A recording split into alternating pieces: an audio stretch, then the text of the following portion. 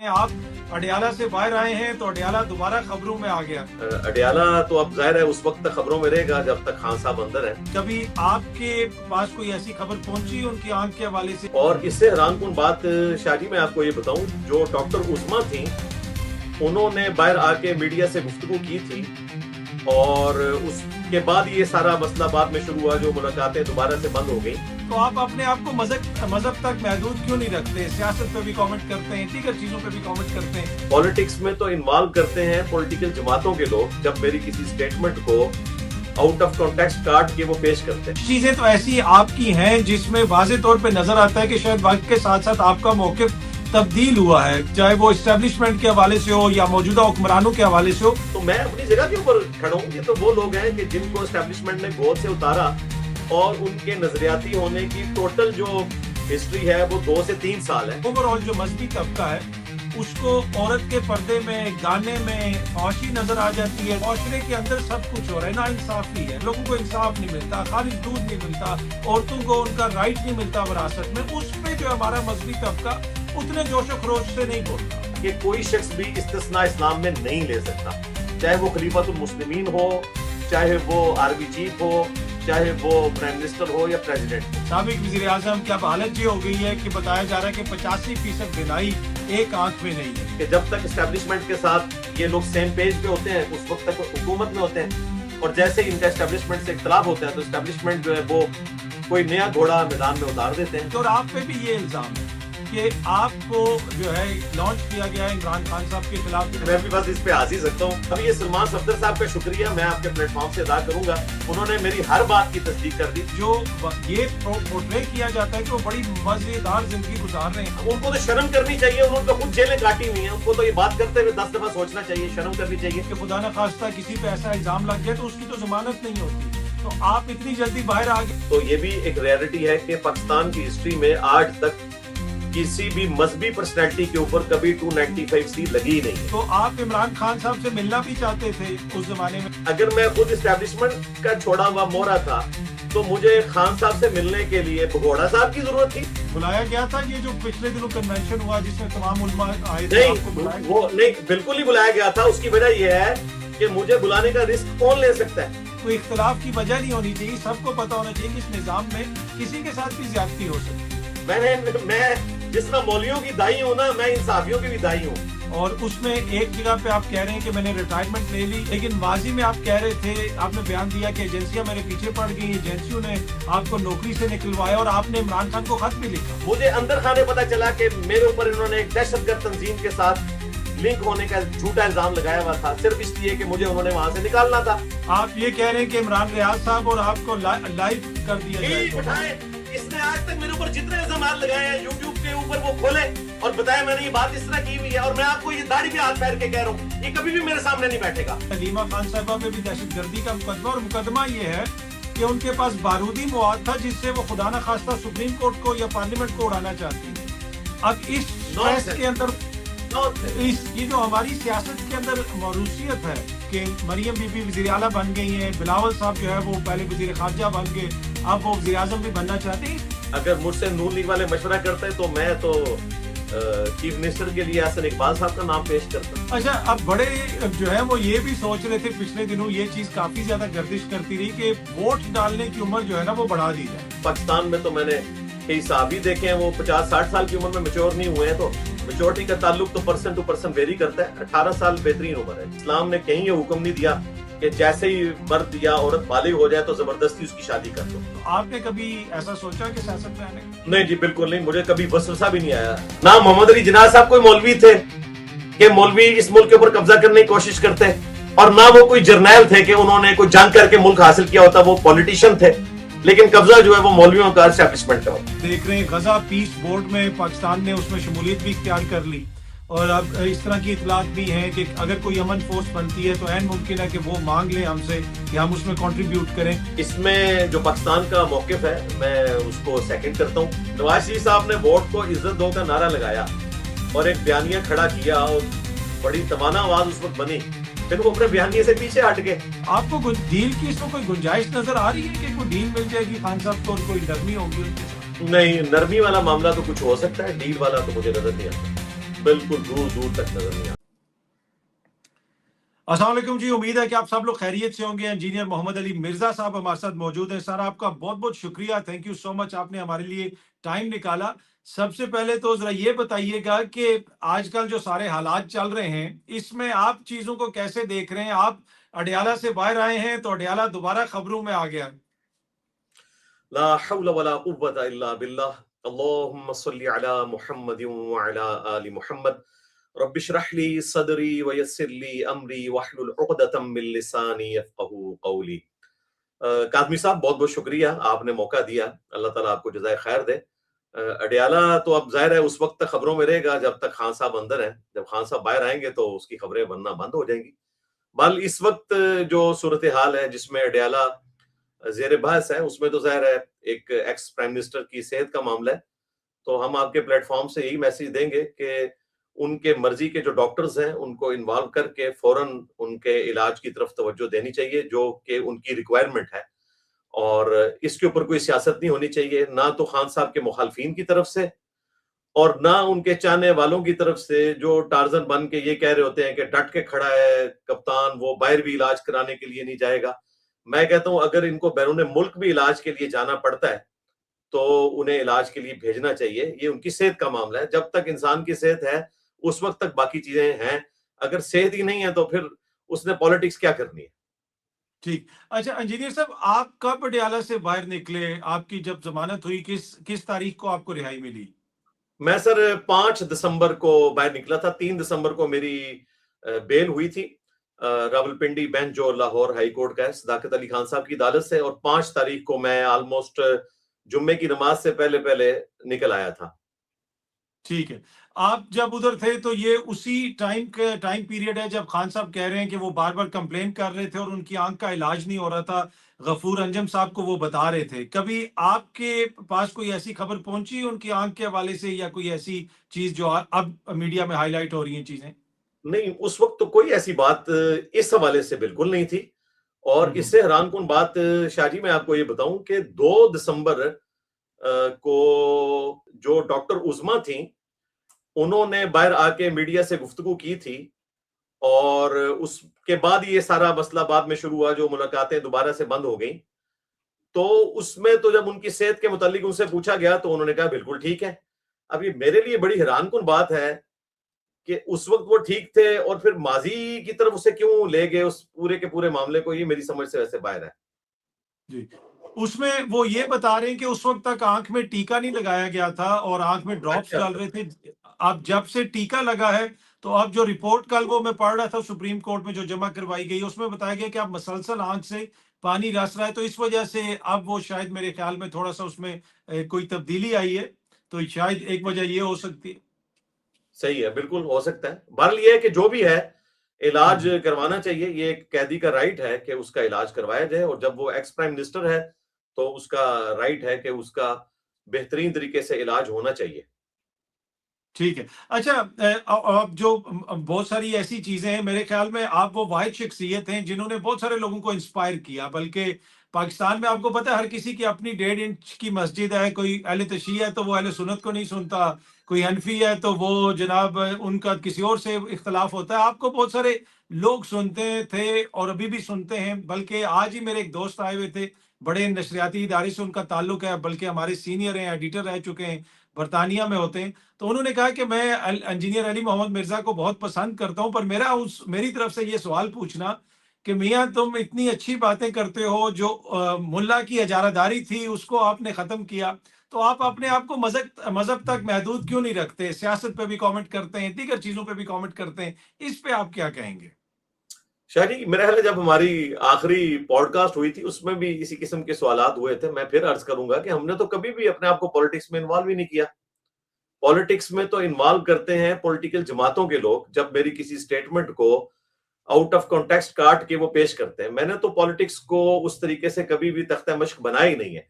जब मजहबी touch politics में लगाया जाता है तो उसमें बात होती है। आप देखें, मैं 21 दिसंबर 2025 को जेल से निकलने के बाद पहली दफा मीडिया पे आया हूं, और वो मेरी वीडियो मिलियंस ऑफ पीपल तक पहुंची। ऑलमोस्ट कोई 1.5 पौने 2 घंटे की वीडियो। उसमें तो मैंने कोई भी इस हवाले से डिस्कशन नहीं की थी। ये तो बाद में इरशाद भट्टी साहब आए और उनको भी मैंने मना किया कि आपने खान साहब के हवाले से कोई बात नहीं करनी, क्योंकि हमने कभी किसी को पाबंद नहीं किया कि आपने ये पूछना है और ये नहीं पूछना, रिक्वेस्ट जरूर कर सकते हैं।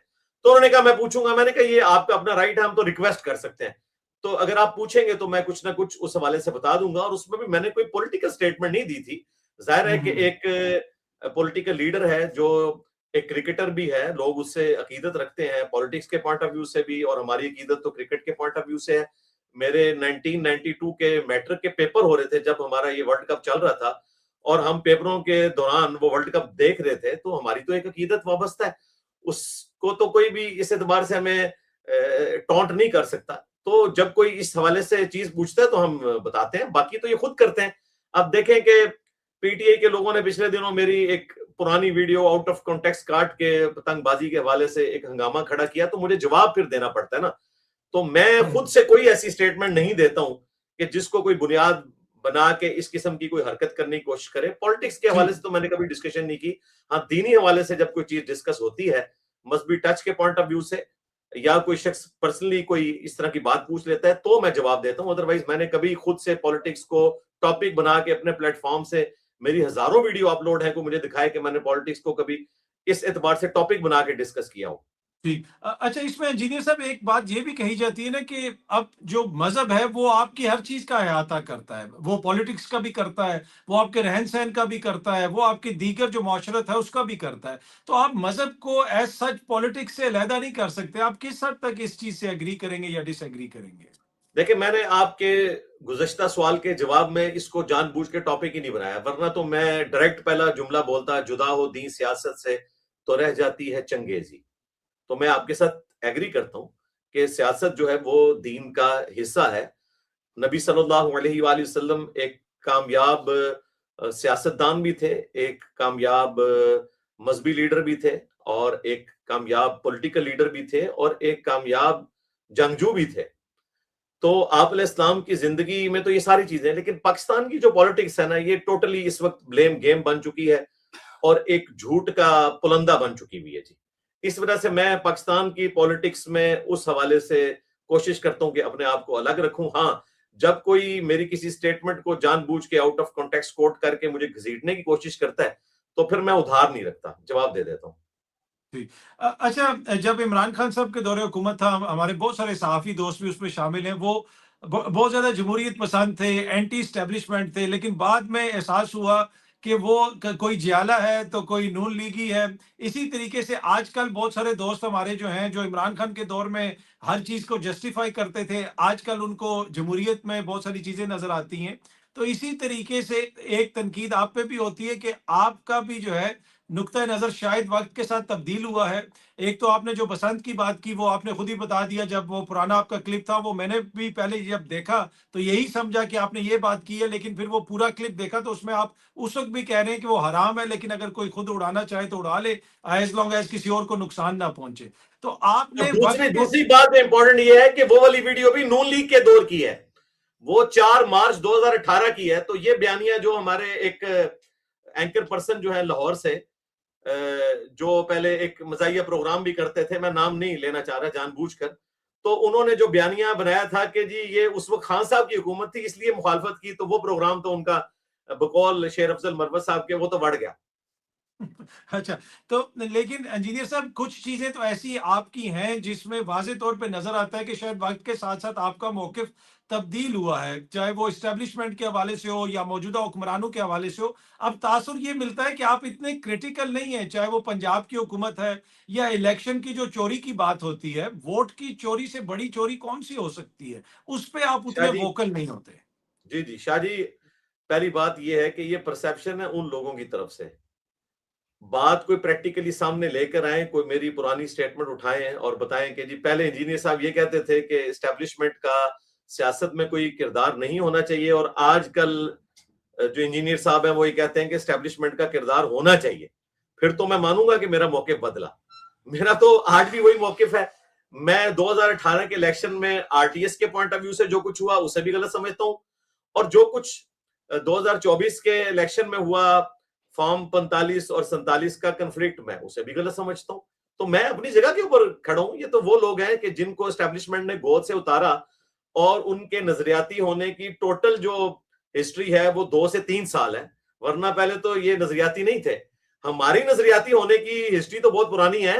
मैंने 2013 में खान साहब को वोट डाला था। जब वो 2014 में धरनों पे आए बैजों वालों के कहने के ऊपर, तो मैंने तो उस वक्त अपने एक महबूब पॉलिटिकल लीडर को छोड़ दिया था कि ये एस्टेब्लिशमेंट के साथ मिल गए और अल्टीमेटली इन्हें यूज करके टिश्यू पेपर की तरह फेंक दिया जाएगा, और फेंक दिया गया।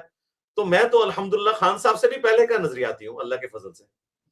अच्छा, अब जो इस वक्त सिचुएशन है, इसको आप कैसे देखते हैं as a Pakistani citizen? Obviously फिर आपका उसमें जो दीनी कॉन्टेक्स्ट है उसके ऊपर भी आप रोशनी डाल सकते हैं कि जो कुछ हो रहा है, जिस तरह मुकदमात चल रहे हैं, जो अदालतों में जिस लेवल का इंसाफ हो रहा है। एक जो तनकीद है, मैं सिर्फ आपकी जात की बात नहीं कर रहा हूँ, ओवरऑल जो मजहबी तबका है उसको औरत के पर्दे में, गाने में फौशी नजर आ जाती है, दीगर चीजें नजर आ जाती हैं, लेकिन जो मुआशरे के अंदर सब कुछ हो रहा है, ना इंसाफी है, लोगों को इंसाफ नहीं मिलता, खालिस दूध नहीं मिलता, औरतों को उनका राइट नहीं मिलता विरासत में, उस पे जो हमारा मजहबी तबका उतने जोशो खरोश से नहीं बोलता।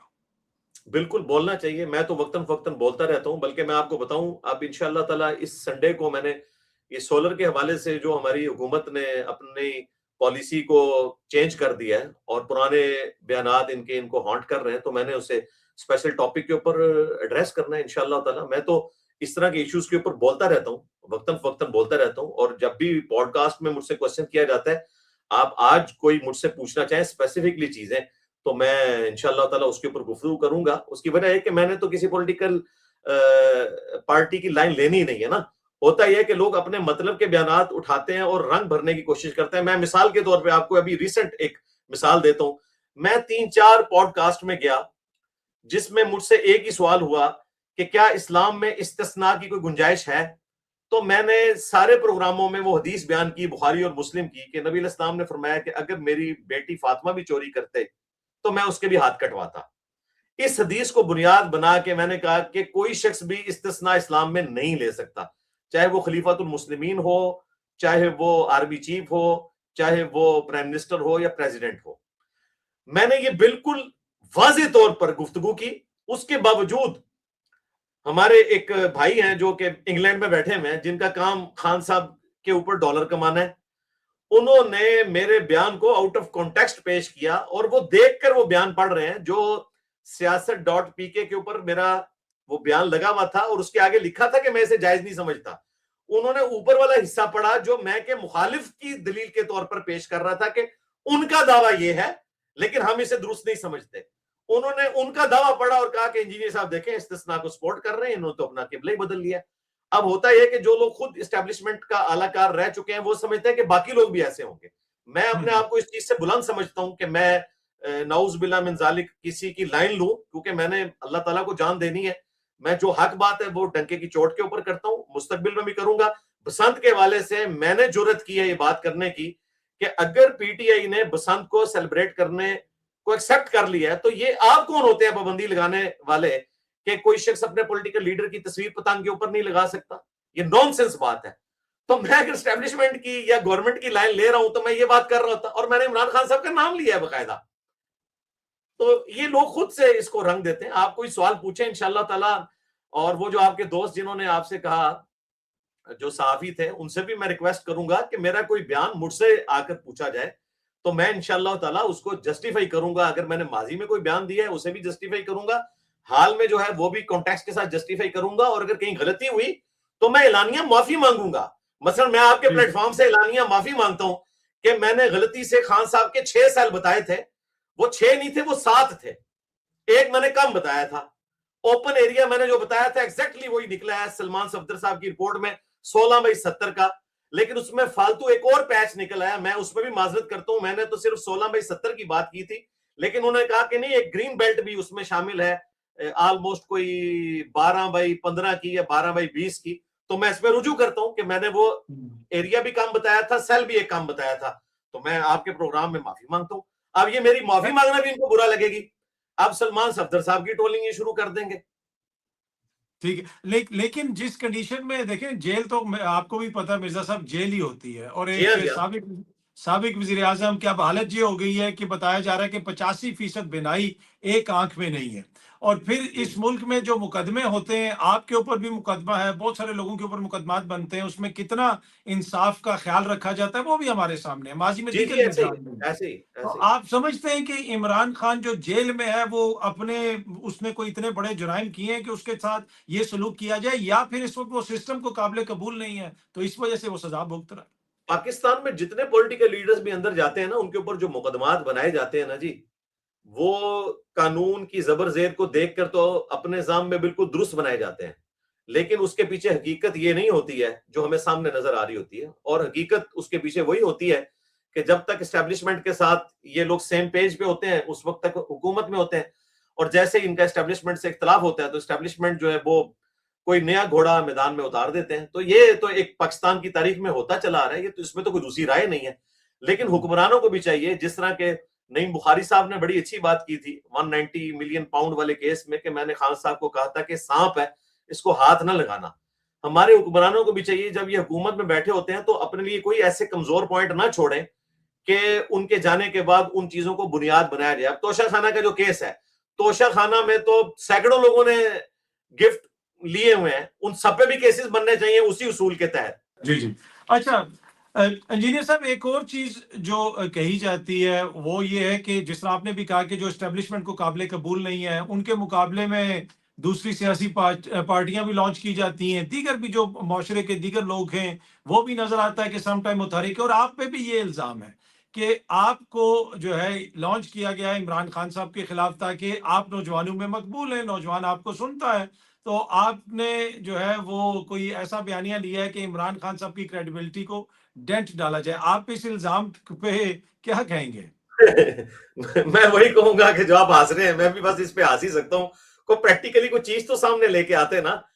खान साहब के साथ तो मेरी कोई इस एतबार से राइवलरी है ही नहीं है, ना बनती है। उसकी वजह यह कि वो एक पॉलिटिकल लीडर हैं, और मैं दीनी प्लेटफॉर्म को लेके चल रहा हूं।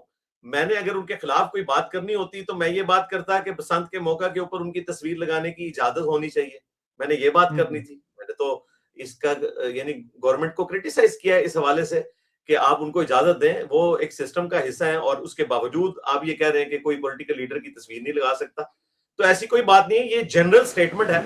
होता ही है कि लोग अपनी मर्जी की कोई चीज उठाते हैं और किसी के बारे में इस तरह की बात कर देते हैं। आप देखें कि मेरे ऊपर ये इल्जाम लगा दिया बाज लोगों ने कि जी ये जो 295C मेरे पे कटवाई गई है तौहीन रिसालत की, नऊज बिल्लाह मिन ज़ालिक, तो ये भी एक बड़ी गेम का हिस्सा थी। अल्लाह ना करे जी किसी के साथ ये वाली गेम हो। मुझे बताएं कौन बेवकूफ होगा जो अपने ऊपर 295C कटवाएगा एस्टेब्लिशमेंट को या किसी पॉलिटिकल लीडर को खुश करवाने के लिए, कि अगर सुप्रीम कोर्ट भी आपको आजाद कर दे तो जो बाहर लाखों की तादाद में मुजाहिदे मिल्लत फिर रहे हैं आपको कत्ल करके जन्नत अपनी पक्की करवाने के लिए, इतना बड़ा रिस्क कौन ले सकता है, जबकि वो भगोड़ा भी ना हो, वो अपने मुल्क में बैठा हुआ हो। या तो मैं यहां से ये सारी गेम डाल के यूरोप और अमेरिका में भाग जाऊं, वहां बैठ के मैं हराम के डॉलर कमाना शुरू कर दूं, झूठी खबरें दे के, फिर तो बात दुरुस्त हो। मैं तो पाकिस्तान में ही बैठा हूं। 295C से अभी तक मेरा केस जो है वो अदालत के अंदर है। कल को मुझे अदालत छोड़ भी दे, अवाम में जो बयानिया मौलवियों ने मेरे खिलाफ बनाया उसको कैसे कोई रिवर्स कर सकता है? इतना बड़ा रिस्क कोई ले सकता है? फिर मुझे तो जरूरत ही नहीं है। अल्लाह का शुक्र है कि मैं जेल में जाने के बाद मजीद मेरी आवाज जो है लोगों तक पहुंच रही थी। मुझे क्या जरूरत है किसी के लिए आलाकार बनने की? इसकी कोई दलील तो लेकर आए। दलील जब भी कोई लेके आते हैं तो वो झूठी निकल आती है, हर चीज ही उलट पड़ जाती है। अब ये सलमान सफदर साहब का शुक्रिया मैं आपके प्लेटफॉर्म से अदा करूंगा कि उन्होंने 7 सफों की जो रिपोर्ट जमा करवाई हूं, मैंने सारी पढ़ ली है, मेरे पास मौजूद है। उन्होंने मेरी हर बात की तस्दीक कर दी। इसकी जजा अल्लाह ही उनको दे सकता है। उसमें देखिए ना, वैसे रिपोर्ट के अंदर और भी बहुत सारी चीजें हैं जिसमें खान साहब 2 साल से कह रहे हैं कि मेरा जो डेंटिस्ट है उससे मेरा इलाज करवाया जाए। उनके ब्लड टेस्ट नहीं हो रहे, ब्लड क्लॉट हो गया। इस उम्र के अंदर खुदा ना खास्ता ब्लड क्लॉट किसी और तरफ भी जा सकता था। तो कुछ चीजें जो आप बताते रहे वो तो हैं, लेकिन जो ये पोर्ट्रे किया जाता है कि वो बड़ी मजेदार जिंदगी गुजार रहे ये हैं, तो मैंने क्या नहीं कहा ये? कभी मजेदार जिंदगी, नाऊज़ बिल्लाह मिन ज़ालिक। मैं कहता हूं जी कोई शख्स, आपको आपको नहीं कह रहा मैं, हाँ हुकूमत जी, हाँ के जी, दोस्तों की कह रहा। हुकूमत के वो दोस्त जो बेवकूफ है है जी दोस्त। उनको तो शर्म करनी चाहिए, उन्होंने तो खुद जेलें काटी हुई हैं। उनको तो ये बात करते हुए 10 दफा सोचना चाहिए, शर्म करनी चाहिए। मैं तो कहता हूं इवन बनी गाला में भी खान साहब को भेजा जाए और बाहर से लॉक लगा दिया जाए, वो जिंदगी भी जो है ना उससे एक झोंपड़ी की जिंदगी बेहतर है। जब कोई शख्स आपको लॉक करके तो चाबी अपनी जेब में डाल के तो चला जाए, कमरे के अंदर लॉक लगाना और चीज है, कमरे के बाहर कोई शख्स लॉक लगा के चला जाए तो आप अपने घर में भी जो है वो एक चसपुरसी की जिंदगी गुजार रहे होते हैं। ये नॉनसेंस बातें जो लोग कर रहे होते हैं। और रहा ये मामला, तो मैं फिर रिक्वेस्ट करूंगा पीटीआई के सपोर्टर्स से भी और उनके वो यूट्यूबर जो पीटीआई के सपोर्टर्स को गुमराह करते हैं, कि इस वक्त सबसे पहले तो उस्मा खान से पूछना चाहिए कि जब वो मिलकर आई थी और उस वक्त फील्ड मार्शल साहब के हवाले से उन्होंने एक ट्वीट की जिसके बाद मुलाकातें बंद हुई, उस वक्त उन्होंने क्यों नहीं बताया कि 2 साल से ये दांतों का मसला भी है, बाकी सारे मसले भी हैं। उस वक्त उनको चाहिए था सबसे जरूरी बात ये करते कि मेरे भाई की सेहत जो है वो कंप्रोमाइज हुई हुई है। जो आज आंटी इलीमा उस दिन रो रही थी, ये उस दिन आंटी उस्मा को रोना चाहिए था। मुझे बड़ी हैरानगी है कि ये कैसी बहन है कि बाहर निकल के वो पॉलिटिक्स पे बात कर रही है और अपने भाई की सेहत पे उस दिन उन्होंने बात नहीं की है। ये मेरे लिए मुअम्मा है। ये मौमा मैं हल करता हूँ। ये मौमा इसलिए है नहीं, आपने नहीं हल करना है, ये उन्होंने हल करना है। नहीं, मैं आपको थोड़ा सा कोशिश करता हूँ थोड़ी सी। हाँ जी, खान साहब से जब भी मुलाकात होती है वो अपनी सेहत के बारे में बात नहीं करते। अब सुप्रीम कोर्ट ने कहा है कि जाके आप पूछें और मुझे बताएं, और फिर उसमें उन्होंने ये सारी चीजें बताई हैं। वो अभी भी ये जो सलमान सफदर की मीटिंग हुई है उसमें भी उन्होंने बड़ी सख्त सियासी बातें भी कही हैं, लेकिन वो बाहर रिपोर्ट नहीं हुई है। तो फिर खान लेकिन साहब ने अगर अपनी बहनों को अपनी सेहत का मसला नहीं बताया था ना, सुप्रीम कोर्ट जो है वो कोई खान साहब की बहनों से ज्यादा तो उनके हमदर्द नहीं थे ना। मेरा ख्याल है खान साहब को फिर अभी भी जुबान बंद रखनी चाहिए थी। नहीं, मसला उन्होंने बताया था और उनकी बहनें बाहर जिक्र भी करती रही हैं, लेकिन मसला ये है कि अगर बहन ने जिक्र नहीं किया उससे वो लोग कैसे मुबर्रा हो सकते हैं जिनकी वो कैद में है। सवाल तो नहीं, वो पूछना नहीं मुबर्रा हो चाहिए। रहे। मैं शिकायत इस वक्त बहनों से कर रहा हूं कि उनको चाहिए था कि उस वक्त ये रोना रोते। वो मैं मसला खान साहब की सेहत में, उनकी मोहब्बत में ये बात कर रहा हूं कि बहनों को चाहिए था पॉलिटिकल स्टेटमेंट की बजाय इस चीज को उस वक्त हाईलाइट करना चाहिए था, क्योंकि इंसान की सेहत और जिंदगी होगी तो वो पॉलिटिक्स करेगा ना जी। पॉलिटिक्स दूसरे नंबर पे है, सेहत पहले नंबर के ऊपर है।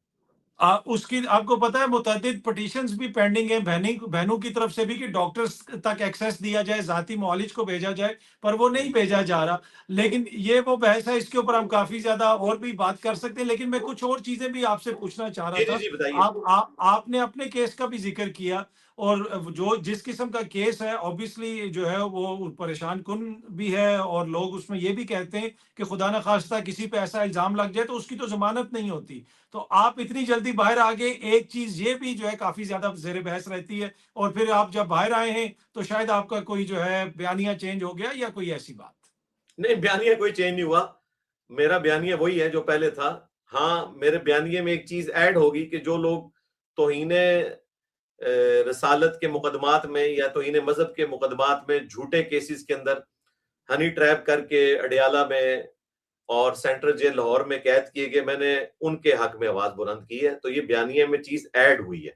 बाकी ये कहना कि मेरी जमानत ट्रायल से पहले कैसे हो गई, तो ये भी एक रियलिटी है कि पाकिस्तान की हिस्ट्री में आज तक किसी भी मजहबी पर्सनैलिटी के ऊपर कभी 295C लगी ही नहीं है। वरना वो 3 महीने मेरी तरह जलील ना होता, 3 दिन बाद ही बाहर आ जाता। यानी मुफ्ती मुनीबर रहमान साहब पे अगर ये लगी होती तो वो बाहर आ जाते, तकी उस्मानी साहब पे लगी होती तो वो बाहर आ जाते। और इस पर तुर्रा ये कि जब कभी हमारी मजहबी पर्सनैलिटीज के ऊपर इस तरह की तौहीन मजहब की कोई दफा काटी गई है या काटने की कोशिश की गई है, तो वो काटने से पहले ही उनको रेस्क्यू कर लिया गया है, या काटने के बाद कोई मुकदमे को इस तरीके से लेकर चला गया है कि उनकी गिरफ्तारी भी नहीं डली।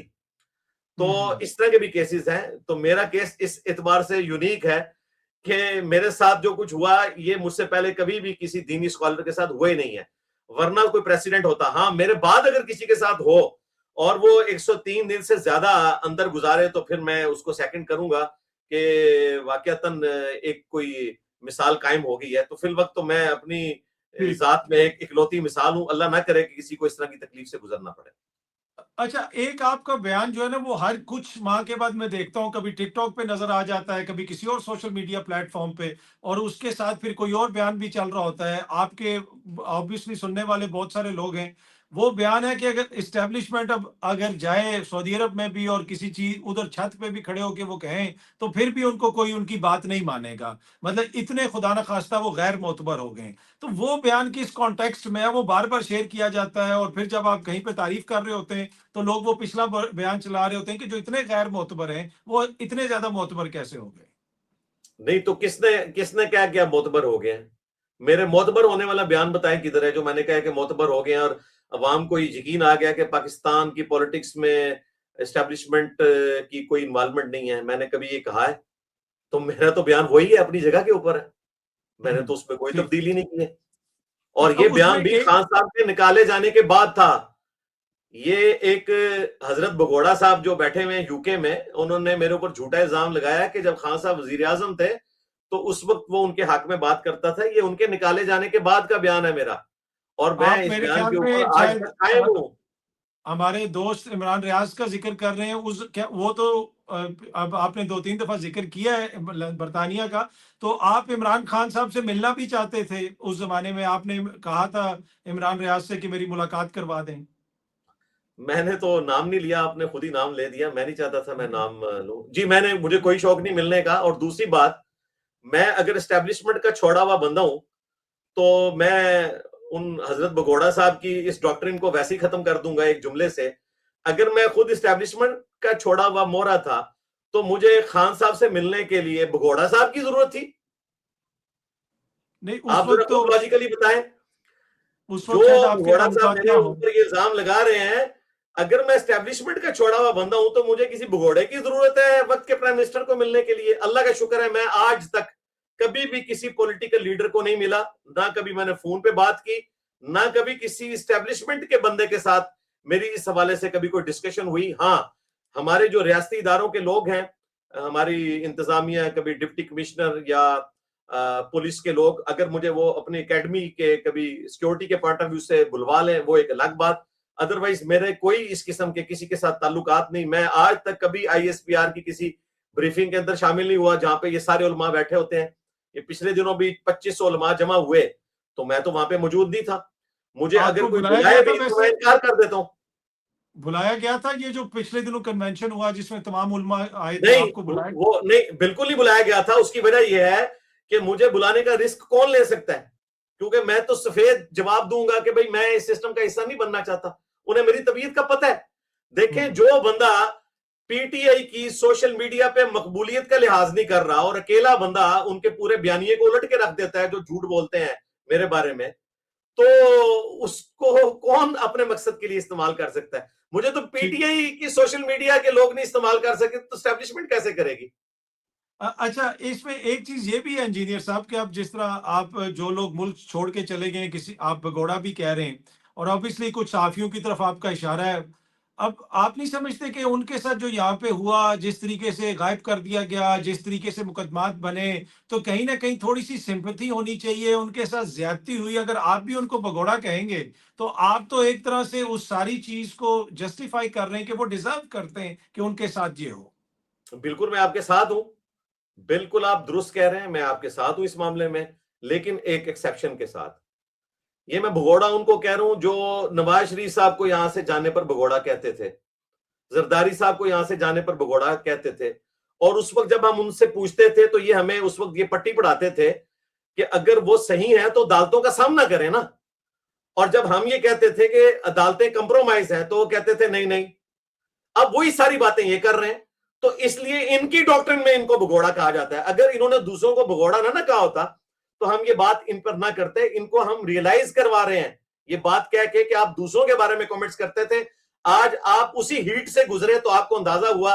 जिस तरह आज आपको यकीन है ना कि ये अदालतें आपको इंसाफ नहीं देंगी, तो उस वक्त वो बाबा डैम की अदालत भी उनको इंसाफ नहीं दे सकती थी। लिहाजा दोनों एक ही जगह पे खड़े में हैं।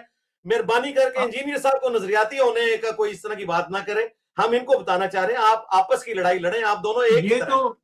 ये तो देखें, ये तो आप सबको एक पेज पे आ जाना चाहिए। अब उन्होंने भी ये रियलाइज कर लिया होगा बहुत सारे लोगों ने, और बहुत सारे लोगों ने जाके किसी ने बलोच मिसिंग पर्संस के जो लवाकिन हैं उनसे माफी मांगी, किसी ने और कहा, और आप भी उसी तरह की बात करें, तो इसके ऊपर तो कॉन्सेंसस होना चाहिए। ये तो मेरे ख्याल में कोई इख्तलाफ की वजह नहीं होनी चाहिए। सबको पता होना चाहिए कि इस निजाम में किसी के साथ भी ज्यादती हो सकती है। जी, तो वो मैं फिर इनसे रिक्वेस्ट करूंगा कि ये अपने जो पुराने बयानात लोगों के बारे में देते रहे हैं, कहीं इन्होंने रुजू किया है कि हमने जरदारी साहब को, नवाज शरीफ साहब को या बाकी उस वक्त के पॉलिटिकल लोग थे, जिस तरह राणा सनाउल्लाह साहब के ऊपर झूठा केस बनाया गया, मिफ्ता इस्माइल के ऊपर, खाकान अब्बासी के ऊपर, इसके ऊपर कोई इन्होंने वीडियो रिकॉर्ड करवाई है ये कह के जी उस वक्त हम गलत थे? अच्छा, नहीं ना एक करवाई। और चीज, अब ऑब्वियसली बहुत सारे लोग बहुत सारे बयानात करवाते रहते हैं। नहीं कोई नहीं करवाई, मुझे पता है, मैं बड़ा क्लोजली देख रहा होता हूँ। मैं जिस तरह मौलवियों की दाई हूं ना, मैं इंसाफियों की भी दाई हूं। मैं क्लोजली देख रहा होता हूँ। सिर्फ बलोचिस्तान के मसले में हजरत बगोड़ा ने रुजू किया है, बलोचिस्तान के मसले में। मुझ पे जो 5 इल्जाम लगाए, किसी एक पे भी रुजू नहीं किया। अभी ये दोबारा इस्तिस्ना के मसले पे लगाया, रुजू नहीं किया। पतंगबाजी पे लगाया, कोई रुजू नहीं किया। अभी हालिया ये 1 महीने में 2 वाकयात हो चुके हैं। तो भाई क्या जाता है अगर ये रुजू कर लें? बिल्कुल आप सही कह रहे हैं, हम सेम पेज पे होंगे, लेकिन उसके लिए शर्त ये होगी कि झूठ से ये तौबा करें। जिस दिन झूठ अच्छा, से तौबा करें, मेरी इनके साथ सुलह है। अब मसला ये ना कि इंजीनियर साहब, अब झूठ भी बड़ा वो सब्जेक्टिव किस्म की ये टर्म हो गई है ना। वो बयानात उधर से भी चलते हैं। अब एक बयान आपका भी चल रहा है और वो दोनों बयान मैंने आपके सुने, और उसमें एक जगह पे आप कह रहे हैं कि मैंने रिटायरमेंट ले ली और उसमें मैंने अपनी नौकरी छोड़ दी क्योंकि दीगर मुसरफियात थी मजहब के हवाले से। लेकिन माजी में आप कह रहे थे, आपने बयान दिया कि एजेंसियां मेरे पीछे पड़ गई, एजेंसियों ने आपको नौकरी से निकलवाया और आपने इमरान खान को खत भी लिखा। तो ये तो जी जी, कंप्लीट जो दोनों बातें डिफरेंट दुरुस्त है। आपके दो बयान। ना ना, कोई कोई अपोजिट नहीं है भाई, कोई अपोजिट नहीं। ये पूरे एक स्टेज हुई है ना। ये मुझसे आप पूछे ना, ये तो इसी तरीके से है कि आप कहेंगे कुरान पाक में ये स्टेटमेंट मौजूद है कि तुम नमाज के करीब मत जाओ जब तुम नशे की हालत में हो, ठीक है। और फिर आप कहेंगे कुरान पाक में ये स्टेटमेंट भी मौजूद है कि जो शराब पीना है ये शैतानी काम है। तो ये मुख्तलिफ औकात की स्टेटमेंट्स हैं, ये सारी आपस में कोरिलेट करती हैं। तो मैं आपके प्रोग्राम में, अब पिक एंड चूज तो बीच में से ना कोई करे। एक पूरी चीज स्टार्ट हुई, ये पूरी की पूरी गेम 2017 में स्टार्ट हुई, जुलाई के महीने में। 5 जुलाई 2017 को मुझे टर्मिनेशन लेटर मिला। तो मैं गया इस्लामाबाद हाई कोर्ट में जस्टिस शौकत सिद्दीकी साहब की अदालत में। उस वक्त नून लीग का दौर था और 1 साल तक मेरा मुकदमा चलता रहा, ठीक है। और उसमें ये लोग पेश होते थे, एस्टेब्लिशमेंट के लोग, शौकत सिद्दीकी साहब इनको झाड़ते थे, कोई जवाब नहीं होता था, बताते ही नहीं थे कि क्या इल्जाम है। मुझे अंदर खाने पता चला कि मेरे ऊपर इन्होंने एक दहशतगर्द तंजीम के साथ लिंक होने का झूठा इल्जाम लगाया हुआ था, सिर्फ इसलिए कि मुझे उन्होंने वहां से निकालना था। अच्छा, फिर शौकत सिद्दीकी साहब का वो मशहूर जमाना बयान आया जिसमें उन्होंने एक्सपोज कर दिया उस वक्त की एस्टेब्लिशमेंट को और उन्हें नौकरी से हाथ धोना पड़ा। फिर ये केस चला गया जस्टिस अतर मिनल्ला साहब की अदालत में, जो कि शौकत सिद्दीकी साहब के निकाले जाने के बेनिफिशियरी साबित हुए, क्योंकि इस्लामाबाद हाई कोर्ट का चीफ जस्टिस तो शौकत सिद्दीकी साहब ने बनना था। फिर अतर मिनल्ला साहब के पास गया, उन्होंने हमारे इदारे के जितने केसेस थे उनको कंबाइंड करके 1-2 डेटे लगा के सारे केसेस ही फारिग कर दिए, क्योंकि उस वक्त उनको नजर आ रहा था कि मुझे एस्टेब्लिशमेंट अकोमोडेट कर रही है और कल को मेरी तरक्की सुप्रीम कोर्ट में लिखी हुई है। ये नजरियाती तो बाद में हुए हैं ना खान साहब की तरह, पहले तो ये बैजों वालों के साथ होते हैं।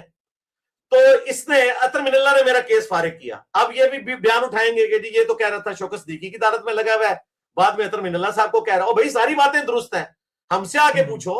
तुम क्या समझते हो कि तुम्हारे पॉलिटिकल लीडर्स की तरह हम जब एस्टेब्लिशमेंट की गोद में होते हैं तो उनके जो है वो गीत गाना शुरू कर देते हैं? ये अली भाई, ये सारी बातें आपकी दुरुस्त, लेकिन आपका ही बयान है मैं मुकम्मल कर लूँ ना, मैं ये पूरी बात मुकम्मल कर लूँ ना, क्योंकि इन्होंने क्लिप काटा है ना। इन्हें पता नहीं है कि ये समझते हैं कि जिस तरह इनके पॉलिटिकल लीडर दुनिया में पावर गेन करने की खातिर झूठ बोलते हैं और ये उनके बयानियों को झूठ से लेके चलते हैं, ये समझते हैं कि दीनदार लोग भी यही काम करते हैं, तो ऐसा नहीं है। तो वो अतर मिनल्ला साहब ने फारिग किया केस। उसके बाद ये सिलसिला चलता रहा। फिर खान साहब की गवर्नमेंट आई, मैंने खान साहब को लेटर लिखा। ये तो केस 2017 जुलाई से चला है, करते करते 2019 में आके इन्होंने फरवरी के महीने में मेरी सुनवाई हुई, इस एतबार से कि मुझे बुलाया गया जो है वो एस्टेब्लिशमेंट के इदारे की तरफ से कि आए जी आप अपना मुकदमा। मैंने कहा जी मैं तो जलील हो रहा हूं। वहां इन्होंने बात सुनी, इनके पास किसी बात का जवाब नहीं था। और करते करते फिर मुझे जब अंदाजा हुआ कि ये कोई मुझे अकोमोडेट नहीं करेंगे इस एतबार से कि इनसे गलती हुई है और इनकी आदत है कि गलती अपनी मानते नहीं है, तो फिर इनमें से चंद लोगों ने कहा कि सर जी अब तो आपका कद काट इतना बड़ा हो गया है, आप इदारे से भी बड़े हो गए हैं, तो ये केस को छोड़ें और आप जो रिटायरमेंट ले लें। तो उसमें फिर मैंने बोला था कि अल्टीमेटली अब जाहिर है कि मुझे अदालत से तो इंसाफ नहीं मिला, तो उस वक्त तक हमारे दावत का काम भी 2 सालों में इतना बड़ा हो गया और कुब लत पे ही होता कुब निकल गया। अल्टीमेटली फिर जाके 2019 के एंड में ऑलमोस्ट अक्टूबर के महीने के अंदर मैंने जाके रिटायरमेंट ली। ये पूरी स्टोरी है। इसमें जो जो बात मैंने जहां जहां की हुई है वो बिल्कुल दुरुस्त की हुई है। पर आपने सर फिर नौकरी अपनी मर्जी से तो नहीं छोड़ी ना? नौकरी तो आपको एजेंसियों का वो जो किरदार था या हुकूमत का जो किरदार था उसकी वजह से मजबूरन फिर ये नतीजा निकला ना। तो उनको जी क्लीन जी, चिट जो आपने क्लीन चिट तो नहीं आप दे सकते किसी को तो भी। क्लीन चिट किसने दी है? आज तक मैंने क्लीन चिट नहीं दी। बताएं मैंने कब क्लीन चिट दी है? मैंने तो अभी ये जो हादिया मेरा प्रोग्राम हुआ है ना, जब मेरे ऊपर इन्होंने इल्जाम लगाया तो मैंने दोबारा से कहा कि मेरे ऊपर एस्टेब्लिशमेंट के टाउट होने का इल्जाम लगा रहे हो कि जिसकी नौकरी उनकी वजह से फारिग हुई हुई है। ये तो मैंने जेल से निकल के दोबारा से बयान दिया है। असल में ये जो भगोड़ा साहब है ना, ये हमेशा आजकल इनकी मीम्स बन रही हैं। हमारे 2-3 स्टूडेंट्स ने मीम्स के चैनल बनाए हैं जिसमें इनकी हर चीज खुल जाती है। अब ये ताजा आप देख लें, जेल से निकलने के बाद 2 तो इसके बयान पकड़े गए ना, इस्तिस्ना वाला और दूसरा जो है वो ये भी पतंगबाजी वाला, और तीसरा आपके प्रोग्राम में पकड़ा गया। और भी कोई है तो मुझसे पूछ लें। मैंने इस भगोड़े को, चले मैं आपके प्लेटफॉर्म से कहता हूं कि आप मीडिएटर बन जाए, इसको भगोड़े को के ऑनलाइन आए मुझसे बात कर ले। आप ये कह रहे हैं कि इमरान रियाज साहब और आपको लाइव कर दिया जाए तो उठाए। इसने आज तक मेरे ऊपर जितने इल्जाम लगाए हैं यूट्यूब के ऊपर वो खोले और बताया मैंने ये बात इस तरह की हुई है। और मैं आपको ये दाढ़ी पे हाथ फेर के कह रहा हूं, ये कभी भी मेरे सामने नहीं बैठेगा। और जिस दिन बैठेगा ना ये, इंशाल्लाह ताला इसके झूठ सबके सामने एक्सपोज हो जाएंगे। ये 3 आपने भी बताई ना बातें, मैंने तीनों खोल के रख दी हैं। ये इंतहाई झूठा इंसान है और मुझे दुख है कि ये बंदा दाढ़ी रख के दीनदार हुलिया अडॉप्ट करके झूठ बोलता है, झूठ पकड़ा जाता है। इसके साथ के साथियों ने मुझसे माफी मांग ली, ठीक है, लेकिन इसे माफी की तौफीक नहीं मिल रही। अब वो जिस तरह मैंने आपको कहा कि मौकिफ हो सकता है कि दोनों का ही दुरुस्त हो, इसलिए कि लेकिन अजी आप छोड़ दें, नहीं दोनों का कहां से दुरुस्त हो? इस तरह हो नहीं सकता कि 2 बैक दुरुस्त हो। या मैंने इस्तिस्ना को सपोर्ट किया होगा या मुखालफत की होगी, ठीक है। तो ये देख ले, इसने बयान लिखा हुआ पड़ा है, उसमें से आधी स्टेटमेंट इसने पढ़ी है, आधी पढ़ी नहीं है। तो आप मीडिएटर बन जाए ना। देखें मैं तो तैयार हूं ना। और आज यूट्यूब की दुनिया है, ये लाइव स्ट्रीमिंग की दुनिया है, आप सामने बैठे हमें 5-5 मिनट दें, ये वो सारे इल्जाम जो अपनी वीडियोस में लगाते हैं एक एक रखे, मैं जवाब दूंगा। अगर ना निकले मैं एलानिया रुजू करूंगा और इंशाल्लाह ताला इसके सारे इल्जाम झूठे साबित होंगे। अच्छा, एक और चीज जो है मैंने नोट की कि आपने 2-3 दफा कहा कि इमरान खान की बहनों से ये सवाल होना चाहिए, इमरान खान की बहनों से ये सवाल होना चाहिए। इमरान खान के खानदान पे जो इस वक्त इंजीनियर साहब गुजर रही है कि अलीमा खान साहिबा पे भी दहशतगर्दी का मुकदमा, और मुकदमा ये है कि उनके पास बारूदी मवाद था जिससे वो खुदा ना खास्ता सुप्रीम कोर्ट को या पार्लियामेंट को उड़ाना चाहती थी। अब इस स्ट्रेस के अंदर इस तो मैं ये इसका कॉन्टेक्स्ट बताने का मकसद ये है कि इस मौके के ऊपर भी अगर हम उनसे सवाल कर रहे हैं तो फिर लोग थोड़ी बहुत जो तनकीद करते हैं वो जायज नहीं है कि भाई और किधर हम कोई सवाल उठा रहे हैं या कोई और हम बात कर रहे हैं कि हम इस पे भी उन्हीं पे तनकीद करें। नहीं नहीं, ऐसा नहीं है। मैंने आपके एक सवाल के जवाब में बात ये की कि मेरे लिए बड़ी दुख की बात है कि आप जेल में मिलकर आए और बाहर निकल के एस्टेब्लिशमेंट के खिलाफ बयान दें। जो आपका राइट है आप जरूर दें, ठीक है, वो आप बेहतर समझते हैं जो आपने अपने पॉलिटिक्स के लिए करना है। जेल मैनुअल के पॉइंट ऑफ व्यू से तो वो गलत है। हाँ, आप अपना कोई मौकिफ रखना चाहते हैं वो जरूर रखें, वो आपका राइट है। लेकिन उस मौके के ऊपर आपको पहले अपने भाई की सेहत की बात करनी चाहिए थी जबकि वो बयान वायरल हुआ। तो ये मैंने इस पॉइंट ऑफ व्यू से बात की है ताकि इतना मामला बिगड़ता ना। हमें तो अब पता चला ये तो बहुत पुराना है, 2 साल से 2 साल में तो इन्होंने सैकड़ों मुलाकातें की हैं, उनमें तो कहीं दांतों का जिक्र नहीं हुआ था। और अब ये 2 साल पुराना अगर केस है तो क्यों नहीं किया गया? तो ये मेरा सवाल है एक यानी इमरान खान साहब के साथ हमदर्दी करते हुए। ठीक है, वैसे हम तो रेगुलर इसको कवर भी करते रहते हैं, तो ये बार बार इसका जिक्र होता रहा, उनकी आंख का भी होता रहा, उनके दांत का भी होता रहा, उनके कान में जो एक आवाज आती है उस चीज का भी वो काफी अरसे से जिक्र चल रहा है। लेकिन अब खानदान के लोगों का जिक्र हो रहा है, ये जो हमारी सियासत के अंदर मौरूसियत है कि मरियम बीबी वजीर आला बन गई हैं, बिलावल साहब जो है वो पहले वजीर खारजा बन गए, अब वो वजीर आजम भी बनना चाहते हैं, इसको आप कैसे देखते हैं? वैसे मौरूसियत के तो मैं बिल्कुल खिलाफ हूं। मेरा ख्याल है कि मेरिट के ऊपर मामलात होने चाहिए। अगर मुझसे नून लीग वाले मशवरा करते हैं तो मैं तो चीफ मिनिस्टर के लिए हसन इकबाल साहब का नाम पेश करता। मैं उन्हें ट्रू जेंटलमैन समझता हूं। समझदार हैं, आप पढ़े उनको लिखे इंसान जमात हैं। से निकलवाना चाहते हैं जमात से? नहीं, मैं उन्हें एक अच्छा इंसान समझता हूँ, क्योंकि मैंने उनको देखा है कि उन्होंने मेहनत की है अपनी जमात के अंदर, और गवर्नमेंट के पॉइंट ऑफ व्यू से भी मैं उनकी कई एक पर्सनल चीजें भी ऐसी जानता हूँ जिसकी वजह से मैं उन्हें एक ट्रू जेंटलमैन समझता हूँ। और उनको तौहीन मजहब के एतबार से भी आपको पता है गोली का निशाना बनाया गया, तो उस तकलीफ से भी उनको गुजरना पड़ा, और उनका बिल्टअप जो है वो जमात इस्लामी से हुआ है। तो ये तो हमारी ख्वाहिशात है ना कि काश ऐसा हो। हम तो अपने बड़ों को सिर्फ बता ही सकते हैं, बाकी जो कुछ करना है वो तो उन्होंने खुद करना है, हम तो सिर्फ बता सकते हैं। अच्छा, अब बड़े जो है वो ये भी सोच रहे थे, पिछले दिनों ये चीज काफी ज्यादा गर्दिश करती रही कि वोट डालने की उम्र जो है ना वो बढ़ा दी जाए और वो 25 साल कर दी जाए। कोई कह रहा था 24 साल है या 23 साल है। इसको आप कैसे देखते हैं वैसे? 18 साल मेरा ख्याल है सफिशिएंट है। अगर आप ये बात करेंगे कि लोग मेच्योर नहीं हुए होते, वो तो पाकिस्तान में तो मैंने कई सहाफी देखे हैं वो 50-60 साल की उम्र में मेच्योर नहीं हुए हैं। तो मेच्योरिटी का ताल्लुक तो पर्सन टू पर्सन वेरी करता है। 18 साल बेहतरीन उम्र है जी। ठीक। अच्छा, अब हालिया दिनों में हमने देखा कि कौमी असेंबली में एक बिल भी पेश किया गया कि कम उम्र बच्चियों की शादी नहीं होनी चाहिए, और उसके ऊपर भी काफी तनाजा खड़ा हुआ। वह इस पे आपका क्या मौकिफ है? देखिए, पॉलिटिकली अगर कोई गवर्नमेंट आई है इलेक्ट होके, और वो पार्लियामेंट के जरिए कोई कानून साजी करना चाहती है, तो उसमें वो कानून साजी करते हुए शरीयत की हदों को ना फैलाएंगे। शरीयत ने इजाजत दी है कि अगर कोई बालिग मर्द और औरत हैं वो शादी कर सकते हैं। आप जनरल जब इस तरह का रूल बनाते हैं तो वो गवर्नमेंट के पॉइंट ऑफ व्यू से तो गवर्नमेंट के पास राइट है कि वो सर्कमस्टांसिस में कोई इस किस्म का कोई हुक्म जारी करे, और अवाम उसके इस एतबार से पाबंद भी हो जाएंगे। जाहिर है जिस तरह हम पाकिस्तान में पाबंद है, हालांकि ये चीज शरीयत के खिलाफ है कि सदर पाकिस्तान कातिल को माफ कर दे, लेकिन इस्लाम की रूह से सिर्फ वरसा ही कातिल को माफ कर सकते हैं, सदर पाकिस्तान किसी कातिल को माफ नहीं कर सकता। तो जब इस तरह की कोई कानून साजी हो तो राय अम्मा हमवार करके, पॉलिटिकल स्ट्रगल करके उसके एतबार से अपनी आवाज को बुलंद करना चाहिए। बाकी रोड्स को ब्लॉक करना या दंगा फसाद करना, हम तो इसके हक में नहीं है। मैं पर्सनली खुद इस चीज के हक में हूं कि इसे हलाल हराम का मसला बनाए बगैर लोगों को एजुकेट किया जाए कि 18 साल के उम्र के बच्चे और बच्ची हमारे इस माशरे के अंदर, जबकि अभी वो तालीम में होते हैं, अभी उस तरीके से वो अपने पाँव पे खड़े भी नहीं हुए होते, उनकी शादी करवा के एक ऐसा खानदानी निजाम प्रोड्यूस करना कि जिसका अंजाम सिर्फ तबाही हो, और मिसालें देना कबायली दौर की, तो ये बिल्कुल गलत है। कबायली दौर की डायनामिक्स बिल्कुल डिफरेंट थी। उसमें छोटी एज में ही बच्चा अपने बाप के साथ अटैच हो जाता था, और वो 18 साल की उम्र में एक प्रॉपर मर्द बन चुका होता था, और वो फैमिली को लेके चल सकता था। आजकल की डायनामिक्स बिल्कुल डिफरेंट है। इस्लाम ने कहीं ये हुक्म नहीं दिया कि जैसे ही मर्द या औरत बालिग हो जाए तो जबरदस्ती उसकी शादी कर दो। ये बताया गया है कि बालिग होने से पहले शादी नहीं हो सकती, बालिग होने के बाद उसकी मर्जी है कि वो खुद नबी इस्लाम की जो शादी है वो 25 साल की उम्र में हुई हुई है।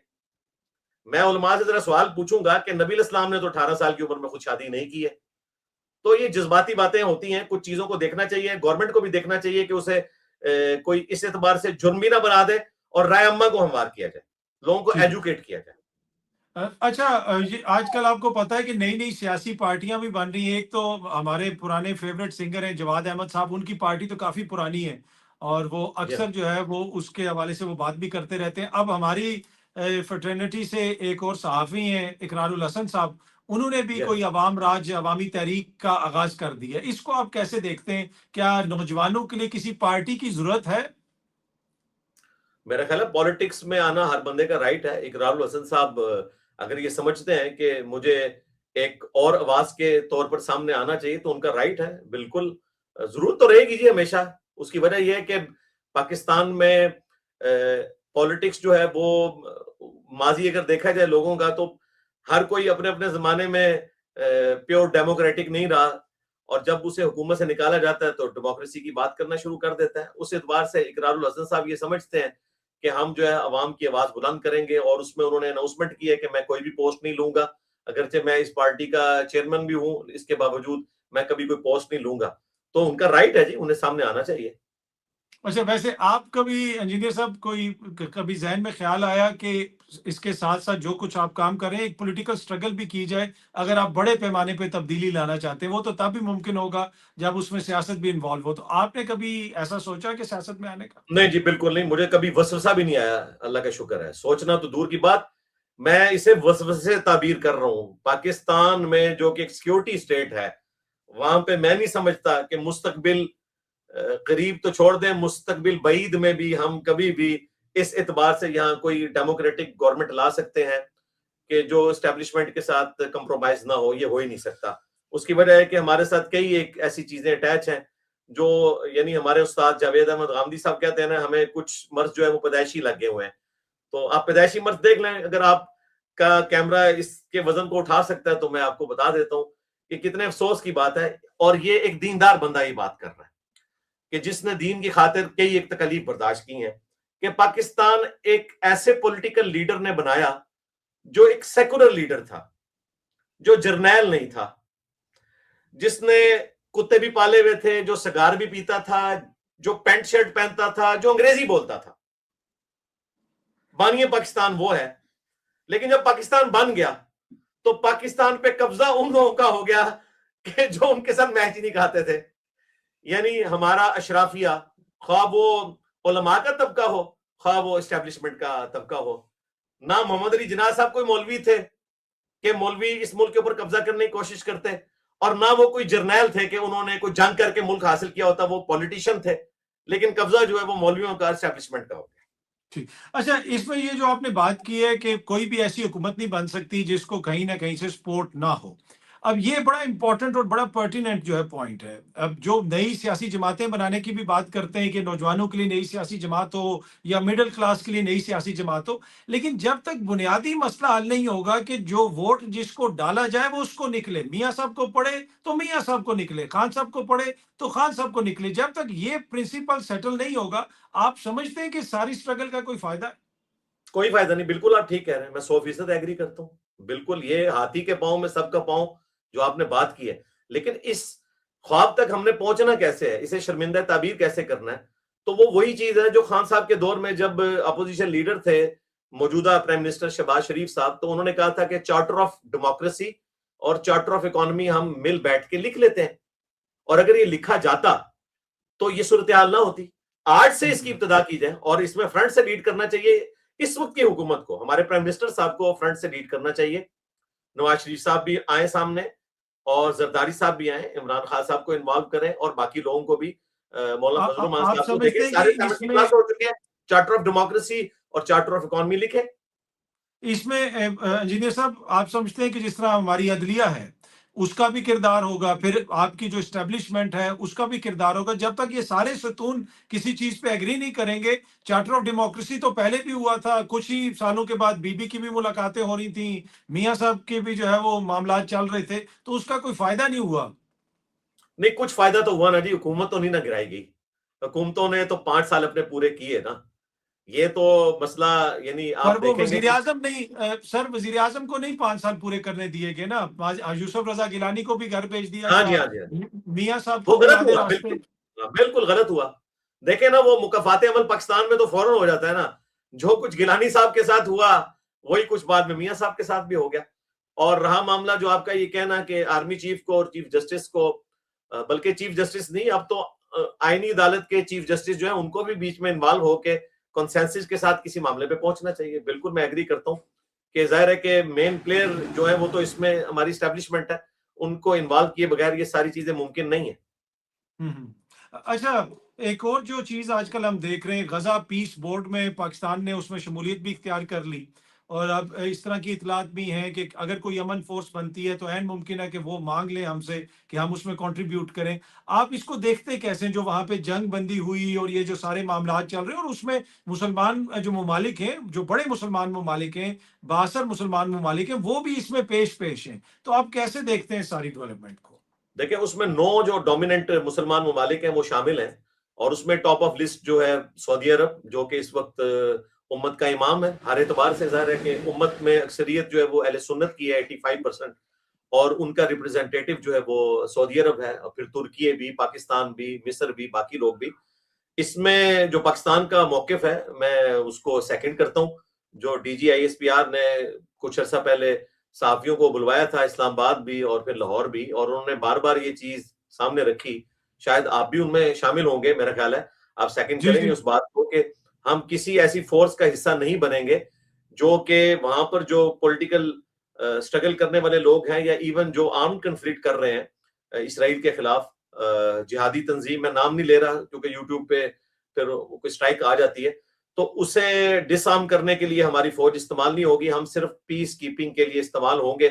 तो मेरा ख्याल है पाकिस्तान से तो बेहतर कोई और फोर्स नहीं है कि वहां पे पीस को मेंटेन करे। और ज़ाहिर है हमारा एक जज्बाती उनके साथ अकीदत का रिश्ता भी वाबस्ता है, हमसे ज्यादा कोई उनके लिए फेवरेबल नहीं होगा। लेकिन अगर पाकिस्तान की फौज खुदा न खास्ता इस मामले में बुलाई जाए कि वहां फलस्तीनियों से लड़ना पड़े, तो पाकिस्तानी फौज कभी भी इस चीज को दुरुस्त नहीं समझेगी और ना कोई पॉलिटिकल गवर्नमेंट इस किस्म का रिस्क लेगी कि इस किस्म की जरीर हरकत करके दुनिया और आखिरत अपनी बर्बाद करें।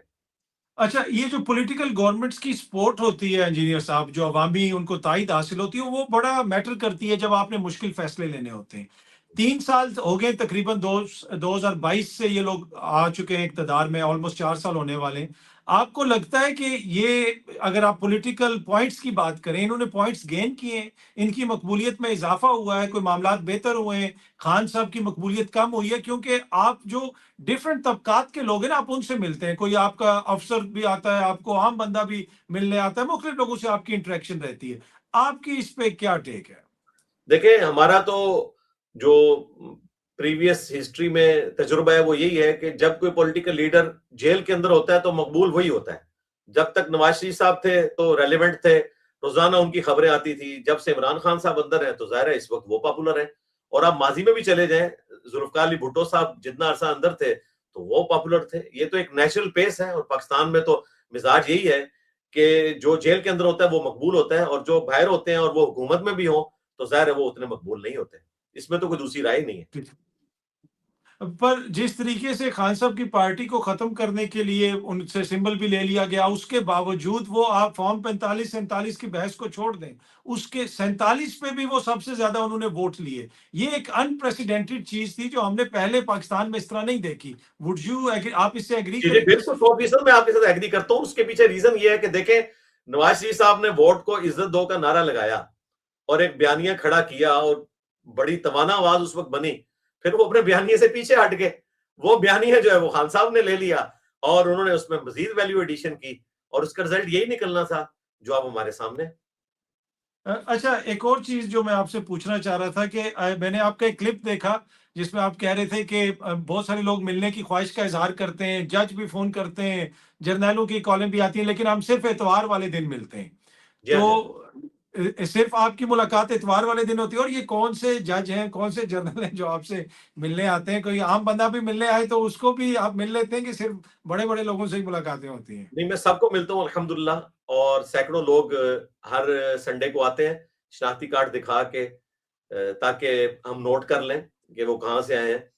और उसके बाद फिर हम उन्हें रिक्वेस्ट करते हैं कि आपको दोबारा आने की जरूरत नहीं, ताकि अगली दफा और लोग आए, क्योंकि हमारे पास तो जगह ही 350-400 लोगों की है।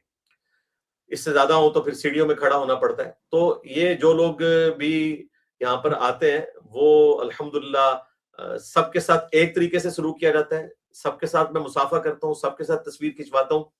और रहा ये वो जज, जर्नैल या वकला या प्रोफेसर, डॉक्टर्स, इंजीनियर्स, तो जाहिर है कि इसमें कोई हाजिर ड्यूटी जो जजेस हैं वो आए तो वो तो जाहिर है कैमरे पे नहीं आना चाहते।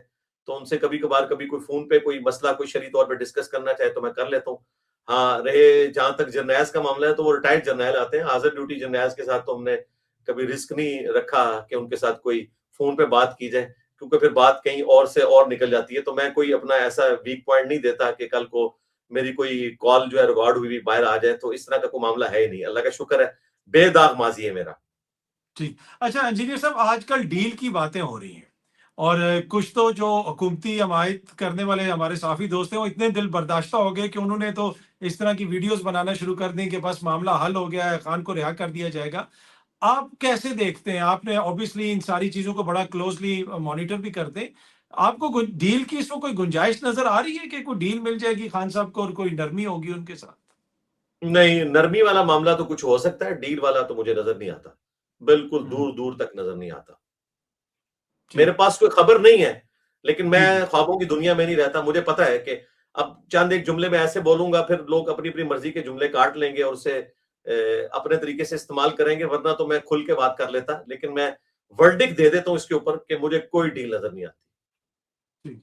अच्छा, इंजीनियर मोहम्मद अली मिर्जा सर, आप अपने काम से मुतमईन है? एज ए यंग मैन आप इंजीनियर बने, अब आप ये कर रहे हैं, फिर आपके ऊपर एक ऐसा मुकदमा हो गया जिस तरह आपने बताया कि शायद ही किसी और आलम दीन पे इस किस्म का मुकदमा हुआ हो, बहुत सारे मसाइल हैं, हमला आप पे हुआ, आपकी लाइफ भी यकीनन रिस्ट्रिक्टेड होगी, फैमिली के साथ हर जगह जा नहीं सकते होंगे।